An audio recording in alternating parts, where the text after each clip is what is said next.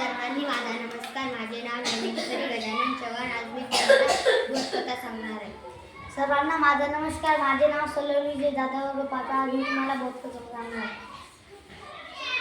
एक बकरीची गोष्ट होती. तिचे होते 7 पिल्लू. ते सांगाले, बाळा तुम्ही दार अंधारून लावा, मी नाही का खाऊ घ्यायला चाललो. आणि ते सगळ्यात छोटा पिल्लू सांगायला होता, आई तू आली तो आम्हाला कसे कळायले, मी एक गाणं म्हणून जातो जेव्हा तुम्ही येता.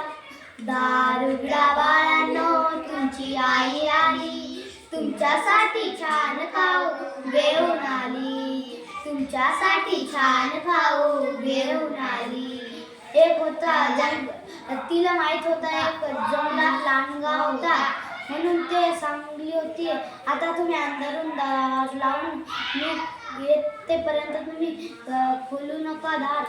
एक लांडगा सगळं पाहिला होता आणि ते सांगायला होता तिची लई ते सांगायला, दार उघडा बाळांनो, तुमची आई आली, तुमच्यासाठी छान खाऊ घेऊन आली, तुमच्यासाठी छान खाऊ घेऊन आली. एक सगळ्यात छोटा पिल्लू सांगला, हे तो आपली आईची आवाज नाही.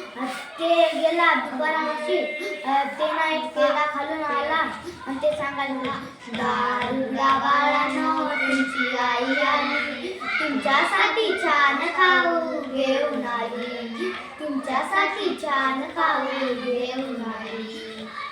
सगळ्यात छोटा पिल्लू म्हणाला, आहे तर आपली आईचीच आवाज आहे. आणि ते खालून पाहिलं की आहे हे आपले तर आईचे पाय नाही.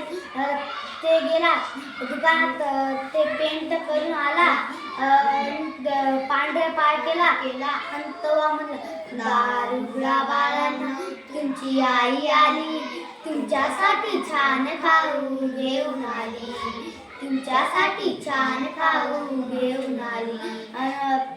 ते सगळं लहान पिल्लू नाही का दार उघडला आणि येतो लांडगा लप्पा लप्पा सगळे लपले. आणि एक सगळ्यात छोटा पिल्लू होता, ते चूलमध्ये जाऊन लपला होता.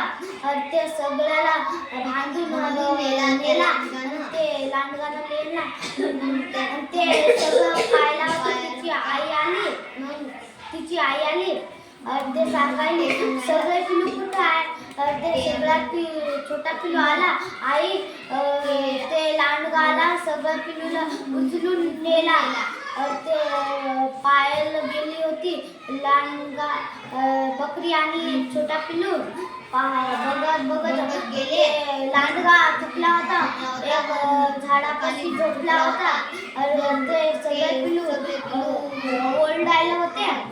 ते तिला काढली आणि गोटे त्या बैलाला बांधून नेला ठेवले. आणि ते लांडगा उठला.